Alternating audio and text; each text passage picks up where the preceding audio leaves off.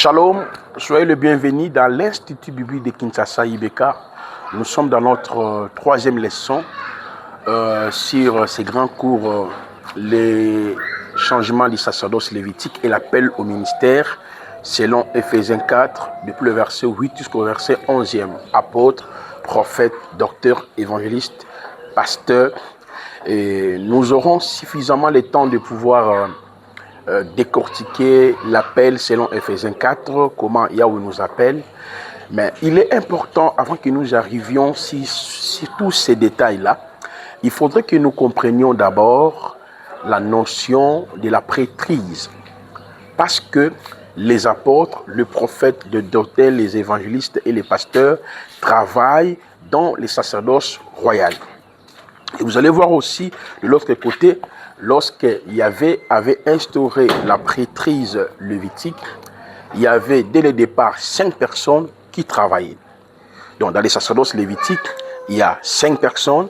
Dans les sacerdoces royales, il y a aussi la notion du chiffre 5. Les apôtres, le prophète, le docteur, les évangélistes et les pasteurs. C'est pour cela qu'il est vraiment à notre intérêt de pouvoir comprendre ces grands cours, les sacerdoces. Ça va nous aider à éviter certaines erreurs que nous commettions c'est-à-dire dans l'exercice de nos ministères. Hélas, nous sommes en train d'aborder d'abord le volume 1. Il y a la deuxième partie, c'est là où nous allons parler sur les tabernacles. Je vous encourage vraiment d'avoir déjà les fascicules, parce qu'avec le fascicule, vous allez lire et nous allons avancer rapidement. Parce que lorsque nous aurons fini sur les sacerdoces lévitiques, ces pratiques, cérémonies rituelles face au sacerdoce royal, il y aura le deuxième fascicule que vous aviez déjà récit. L'intitulé, c'est l'appel au ministère selon Ephésiens 4. Donc, un fascicule de, je crois, de 100 pages comme ça là, 96 pages. Et lorsque nous allons exploiter cela, c'est en ce moment-là, nous allons toucher le tabernacle qui a 500 pages. Vous voyez, donc ici, nous sommes en train de vous donner des grands résumés et le reste, c'est à vous de lire pourquoi il y aura des TP, des examens, que vous allez travailler dans ce sens. Alors, je vous ai dit, ces cours que nous sommes en train d'étudier, le changement du sacerdoce lévitique et l'appel au ministère, est tiré de cet ouvrage qui a 5 chapitres. Actuellement, nous sommes en train d'aborder déjà le chapitre 3e. Il y a certaines choses que nous allons anticiper parce que nous le verrons dans les tabernacles, sur le sacrifice, c'est-à-dire tous les sacrifices du sacerdoce lévitique, on le verra. Il y a des cours spécifiques, comme ça c'est un livre, on avait essayé un peu de tout mélanger. Alors je vous ai dit que c'est un ouvrage qui a 5 chapitres. Le premier chapitre, l'origine du sacerdoce et l'instauration du sacerdoce lévitique. Le deuxième chapitre, les défauts du sacerdoce lévitique et son changement par la mort de Jésus à Mashiach sur la croix. Troisième chapitre, la première alliance et la prêtrise aronique, image et l'ombre des choses célestes. Quatrième chapitre, la consécration était d'actualité dans la nouvelle alliance et dans la prêtrise royale. Et enfin, le 5e chapitre, cérémonie de consécration d'Aaron et ses fils, modèle type de caractère ministériel. Alors, avant que nous puissions entrer dans les détails, parce que nous sommes déjà dans le chapitre 3e, je voudrais que nous puissions remercier d'abord Eloa et par après nous aurons suffisamment le temps de pouvoir entrer dans le détail. Prions. Merci Adonai pour ces moments que tu viens de nous accorder avec tes serviteurs et tes servantes. Éclaire-nous davantage, guide-nous à ton nom, glorieux notre Adonai Yehoshua. Amen.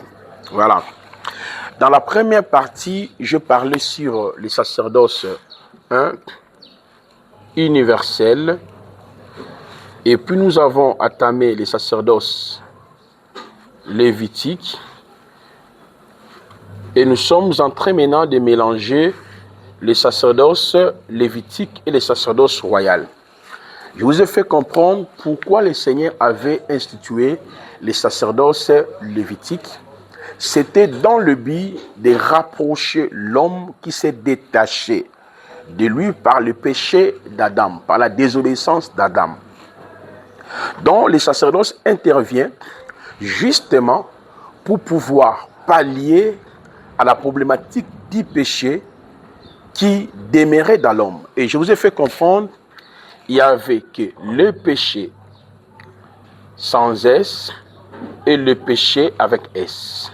Alors, ces sacerdoces ici lévitiques, Yahweh l'a institué dans le but d'éradiquer, d'expier le péché, de purifier, de sanctifier, de pardonner le peuple par le système sacrificiel. D'où lorsqu'on parle du sacerdoce, on voit le prêtre, on voit les sacrifices, on voit les tabernacles, on voit l'alliance, les cérémonies et les rituels. Donc c'est très important le point que nous sommes en train d'aborder. Alors je vous ai fait comprendre, mais ce sacerdoce a été changé. Qui l'a changé? C'est lorsque Yahushua HaMashiach est arrivé sur la terre. C'est lui qui a modifié ces sacerdoces. Sous d'autres mots, il est l'ensemble de tous les sacrifices qu'on offrait selon l'Ancien Testament. Et en même temps, Yahushua HaMashiach représente les tabernacles, représente le souverain sacrificateur. Yahushua HaMashiach est l'accomplissement même du but de ces sacerdoces. Et en cela, je vous ai fait comprendre, nous les croyants, nous nous retrouvons dans les sacerdoces royales. Être dans les sacerdoces royales signifie le péché adamique et le péché avec S ont été expiés par la mort de Yahushua à la croix. Être dans le sacerdoce royal signifie Elohim lui-même a accompli les services de la réconciliation, de la purification, du pardon, de la justification par le sacrifice de Mashiach. 2 Corinthiens chapitre 5, depuis le verset 18 à 21, on nous dit Dieu était en Christ, réconcilia le monde avec lui-même en n'imputant pas aux hommes leurs offenses. C'est ça en fait les termes du sacerdoce. Alors, je vous ai dit aussi, l'expression sacerdoce royal ne signifie pas seulement que le péché adamique, le péché avec S ont été expiés. Rappelez-vous, je vous ai même renvoyé dans le cours aussi la sotériologie, mais l'expression sacerdoce signifie aussi le pouvoir royal et le pouvoir royal et la dimension de la sacrificature est revenue. Donc, ces deux pouvoirs, parce qu'Adam était sacrificateur et en même temps, Adam était roi. Mais aujourd'hui, nous voulons quand même avancer pour parler des 4 conditions qu'on avait établies dans le sacerdoce lévitique pour exercer cette fonction de la réconciliation. Parce que le but du souverain sacrificateur était de réconcilier le peuple avec Yahweh. Alors, il y avait des conditions émises par Yahweh. Hier, je vous ai parlé sur la structure organisationnelle de cette prêtrise. D'abord, il fallait être ici de la filiation d'Aaron. Parce que tout sacrificateur était lévite, mais tout lévite n'était pas sacrificateur.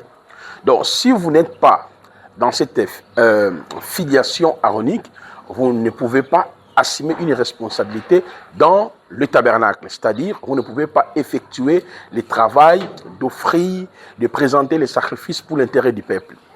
La deuxième condition, il faudrait que vous puissiez être désigné par Yahweh. La troisième condition, il fallait avoir le vêtement sacré.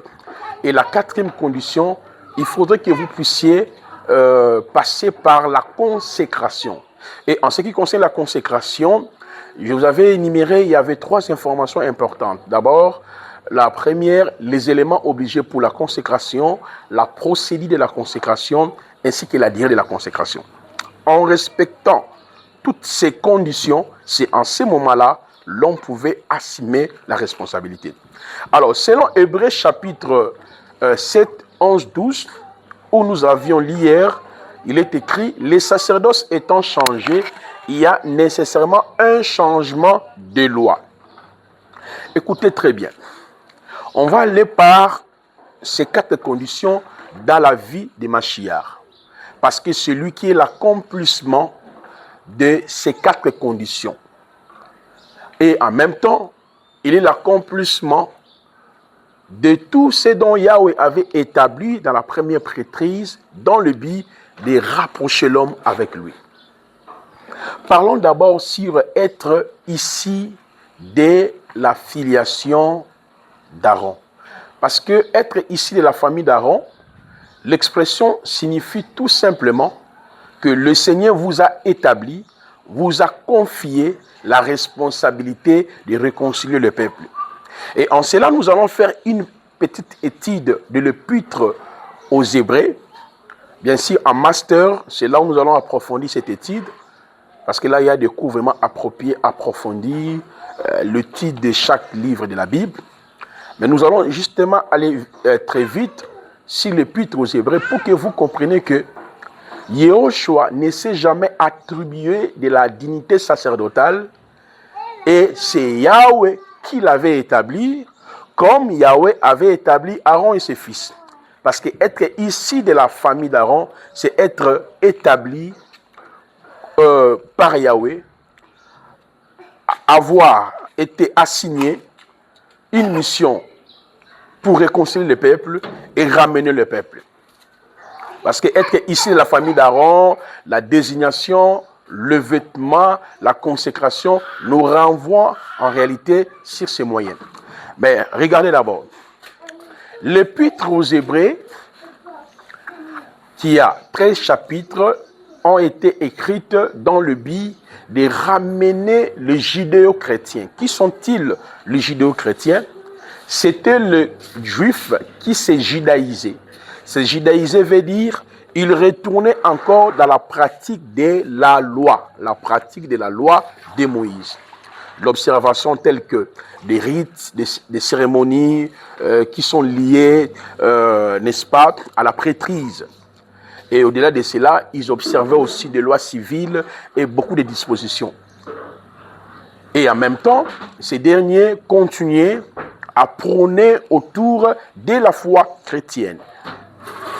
Et en cela, cet épître a été écrit dans le but de rappeler les judéo-chrétiens, il y a eu déjà un changement de service. Vous ne pouvez plus continuer dans cet aspect parce que la foi, c'est celle qui règne pour ceux qui sont dans les sacerdoces royales.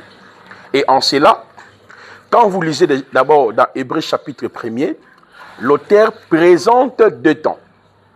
Il dit, l'autre fois, Elohim a parlé à nos pères par les prophètes. Mais dans ce temps, il nous a parlé par le Fils. Donc c'était pour faire comprendre aux judéo-chrétiens, et c'est fini le temps où Yahweh parlait par les prophètes. Quand on parle des prophètes, le plus grand prophète dans le judaïsme, c'était Moshe, et tous les autres prophètes là ne faisaient que répéter la loi qu'avait reçue le prophète Moshe. Maintenant, l'auteur précise que dans le temps que nous sommes, Elohim nous a parlé par les fils, qu'il a établi l'héritier de toutes choses. Et il a démontré qu'il est l'empreinte de sa personne, et c'est par lui que la purification des péchés a été faite, et en même temps, il est assis à la droite de la majesté divine. Donc la pensée, c'était pour faire comprendre aux judéo-chrétiens, on n'a plus besoin des sacrifices, des rituels, d'observer ce que les prophètes nous ont montré. Mais Dieu qui nous a parlé par son Fils, le Fils est la manifestation et l'empreinte de sa personne, celui qui a fait la purification de nos péchés. C'est pour cela quand vous continuez dans Hébreux chapitre 1er, il va démontrer la supériorité des fils. Vous voyez?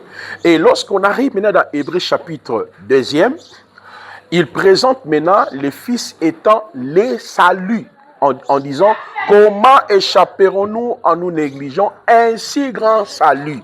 Vous comprenez, lorsqu'on parle du salut, nous avons étudié cela avec vous, avec la sotériologie.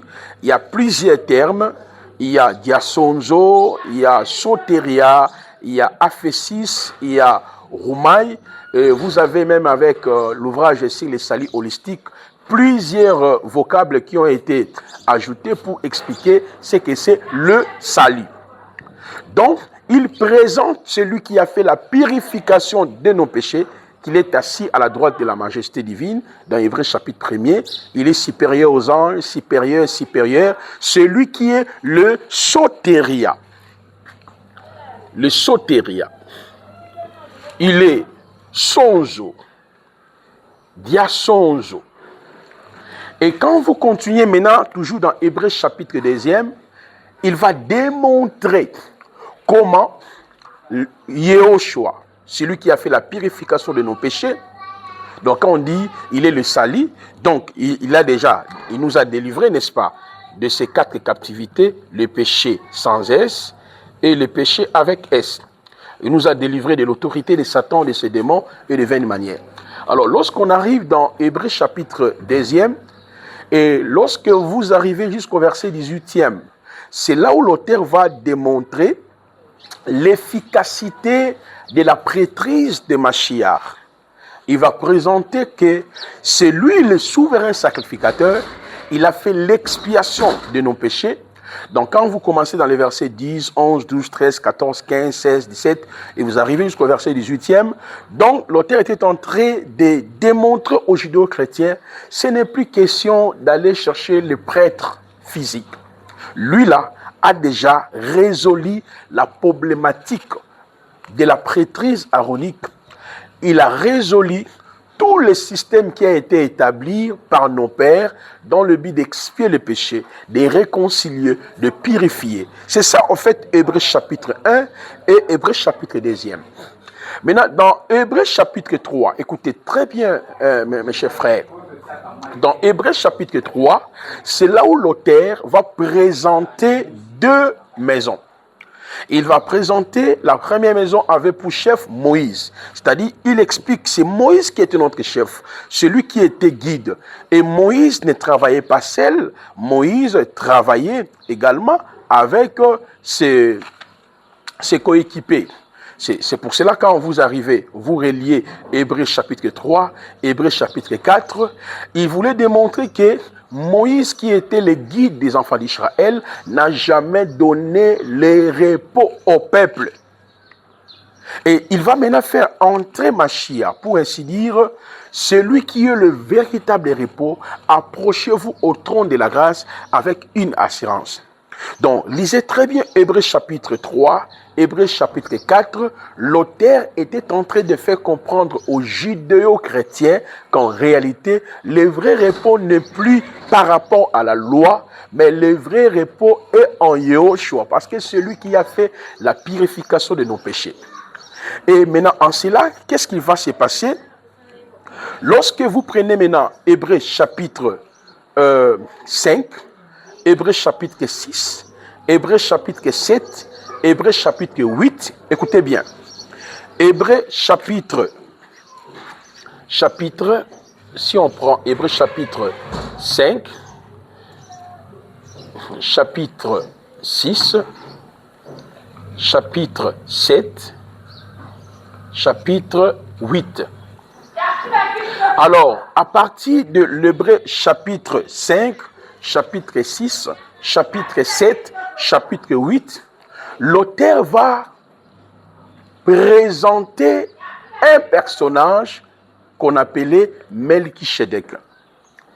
Il va réitérer l'historicité d'Abraham pour dire que lorsque Abraham était en train de payer la dîme auprès de Melchisedec, Lévi était dans ses entrailles. Ça, c'est magnifique. Pourquoi? Il voulait démontrer que c'est Melchisedec qui était supérieur à Abraham. La pensée, c'était pour démontrer que Yehoshua HaMashiach, qu'il a présenté étant celui qui a fait la purification des péchés, dans Hébreux 1, dans Hébreux 2, celui qui est les sali et qui a fait l'expiation des péchés. Dans Hébreux 3, dans Hébreux 4, celui, le véritable repos, celui qui nous a approchés de Yahweh. ne s'est point attribué de la dignité sacerdotale. Parce qu'il y avait 4 conditions pertinentes que Yahvé avait établies pour exercer la sacrificature. Et la première condition, comme je l'ai énoncé, il faudrait que la personne soit de la famille d'Aaron. Donc, être membre de la famille d'Aaron, avoir la même filiation aaronique, cela veut dire être établi, être choisi, être ordonné. Par qui? Par Yahweh. C'est pour cela il va faire insérer l'historicité de Melchisedec pour ainsi dire. Yehoshua Hamashiach ne s'est point attribué de la dignité sacerdotale. Parce que l'Ève à qui la prêtrise a été confiée. Rappelez-vous, je vous ai dit dans la première leçon, deuxième leçon, Yahweh avait choisi la tribu des Lévites. Et c'est dans cette tribu que Yahvé avait confié la prêtrise, mais précisément dans la famille d'Aaron. Mais pourquoi l'auteur de l'Épître aux Hébreux a soulevé l'historicité d'Abraham et en rappelant aussi Lévi à qui la prêtrise fut confiée par elle était dans les entrailles d'Abraham? C'était pour justement démontrer que Melchisedec était supérieur à Abraham. C'est là où il y a la notion que l'auteur a évoquée quand vous lisez religieusement Hébreux chapitre 5, 6, 7, 8, il dit « C'est le supérieur qui bénit l'inférieur ».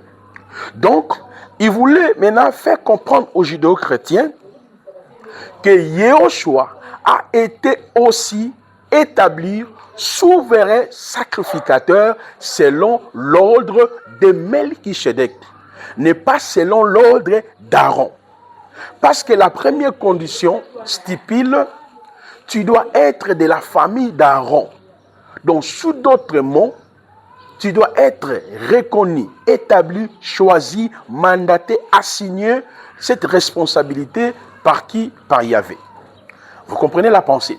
C'est pour cela, quand vous lisez Hébreux chapitre 5, 6, 7, 8, il explique maintenant que Yehoshua qui travaille étant le souverain sacrificateur a fait l'expiation de nos péchés et entré dans les tabernacles célestes, a changé les sacerdoces qui existaient.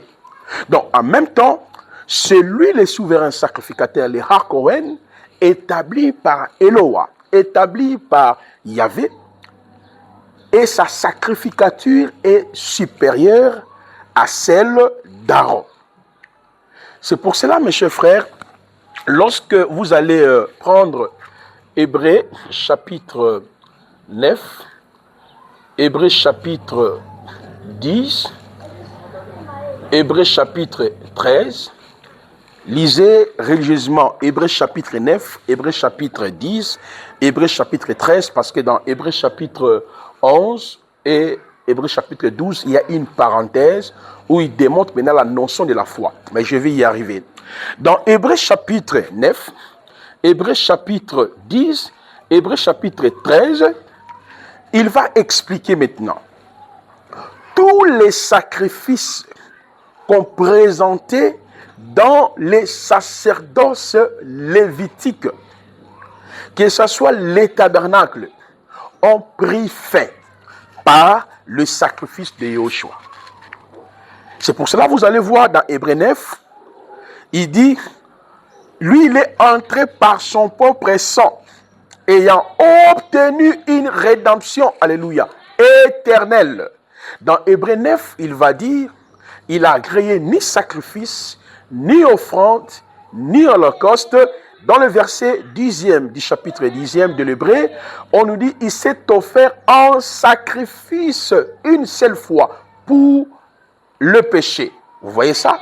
Et dans Hébreux 13, c'est là où la parole nous dit, comme on offrait les sacrifices hors du camp, il s'est offert aussi hors du camp. C'est-à-dire, l'auteur voulait préciser en réalité, c'est par le triomphe de Golgotha, c'est par l'œuvre achevée, la notion des systèmes sacrificiels que Yahweh avait établi dans la prêtrise aaronique ont pris fin.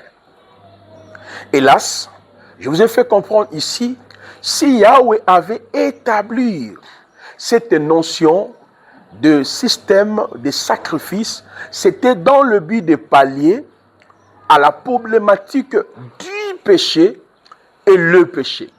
Parce que tout commence dans les jardins d'Éden par la chute d'Adam. C'est ça, au fait, le nœud de tout le problème. Donc, le sacerdoce lévitique intervient justement pour éradiquer la problématique du péché. Donc, quand vous lisez l'Épître aux Hébreux, on verra ça en master lorsque nous allons entrer dans une étude approfondie et vous serez énormément éclairé et par rapport à cela. Mais là, vraiment, je vous encourage de lire cette épître. Elle est merveilleuse. Il y a beaucoup de détails à l'intérieur. Il y a plein de précisions qui peuvent vous aider à comprendre la notion de la prêtrise. Même ici, j'ai tenté quand même de faire les résumés en ce qui concerne l'Épître aux Hébreux. Donc voilà. Alors, vous comprenez que dans Hébreux chapitre 5, 6, 7, 8, il présente Yahushua étant le souverain sacrificateur établi par Yahvé. Dans Hébreux chapitre 9, 10, 13, il le présente en même temps étant les sacrifices, l'ensemble de tous les sacrifices que Yahweh avait établis pour la réparation des péchés.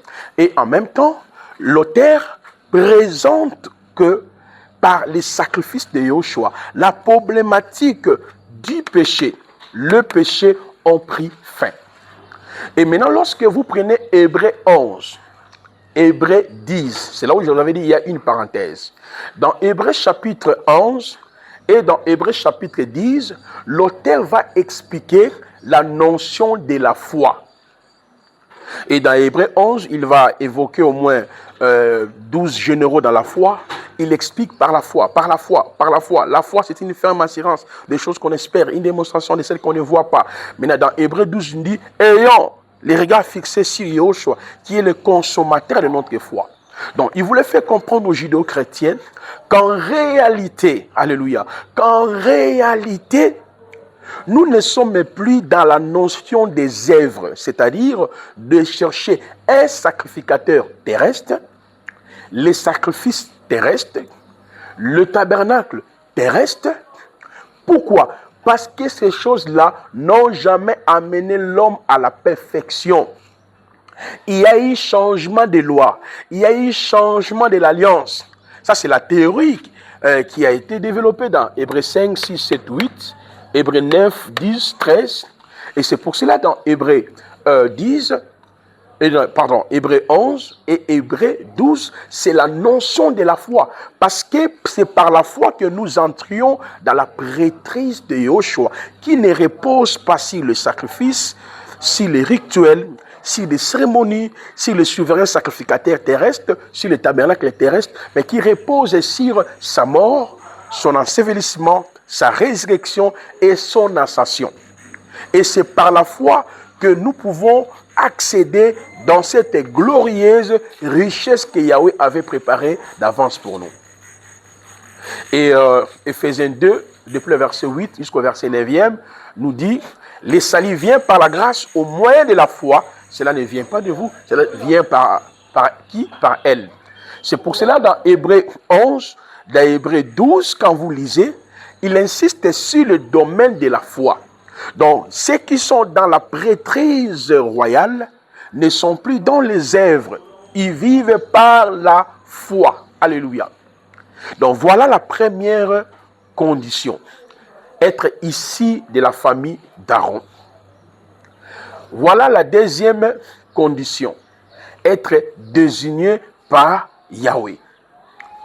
Maintenant, on va aller dans la troisième condition. Avoir le vêtement sacré et passer par la consécration. Parce que Yahushua a été désigné par Yahweh étant le prêtre, étant le souverain sacrificateur.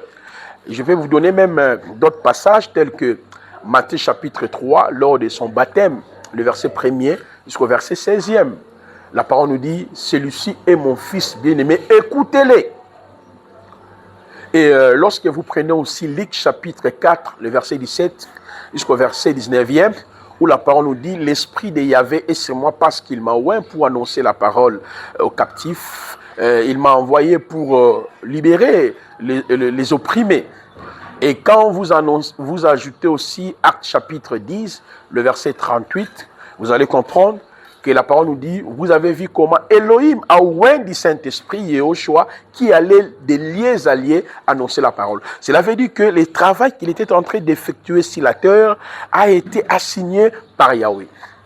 C'est pour cela, ceux qui sont dans les sacerdoces royales ne dépendent plus des œuvres, ne dépendent plus des sacrifices. Voilà, comme nous aujourd'hui on fait des sacrifices pour bâtir les hôtels, pour qu'on soit délivré. Non, c'est-à-dire les sacerdoces royales, c'est l'expression de notre délivrance, c'est l'expression de notre triomphe. Donc pour aujourd'hui, nous venons d'abord de prendre pause. Comme je vous ai dit, 2 vidéos par jour. Et à partir de la 4e leçon, nous allons maintenant toucher sur le vêtement sacré. On parlera aussi sur la consécration. Nous allons toucher les éléments obligés pour la consécration d'Aaron et de ses fils. Nous toucherons aussi sur la procédure de la consécration et enfin la durée de la consécration que ceci représente par rapport à Yehoshua. Une fois que nous aurons fini la présentation de la prêtrise par rapport à Yehoshua, nous allons maintenant toucher les sacerdoces lévitiques par rapport aux Élis et aux ministres d'Élohim. Prions. Merci Père pour ces moments que tu nous as accordés avec tes serviteurs et tes servantes dans l'Ibeka. Aide-nous Seigneur à lire et à comprendre l'Épître aux Hébreux parce que ça nous aide à comprendre la profondeur du changement des sacerdoces. Combien papa on ignorait même des termes qu'on a employés. Mais gloire soit rendue à Mashiach parce qu'il vient de nous faire comprendre que nous sommes dans la prêtrise royale. C'est lui qui est le véritable souverain sacrificateur, a fait le travail à ton gloire et notre nom Yehoshua. Amen. Merci, Papa Hachem.